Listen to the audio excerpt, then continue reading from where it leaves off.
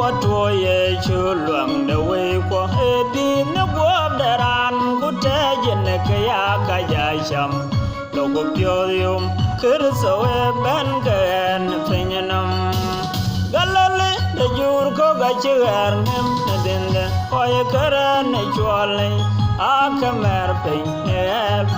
Miale chinga thangaya matye bani ben ka jang yat pan mial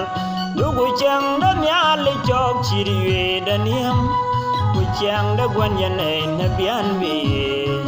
logo pyodium kirso e ben ka er na penyanam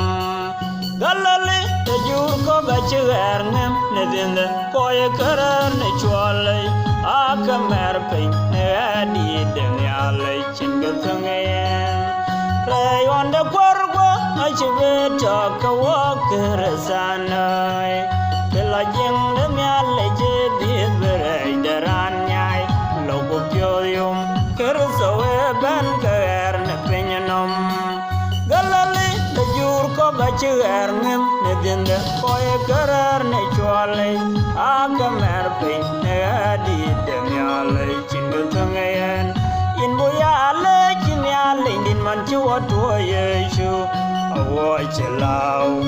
ne den do dulak logo pyodium kirso e ben ker ne penyanam galale de jur ko ga chigar ne den da ko e karar ne chwale a kamer pe ne di de nyale chinga thangaya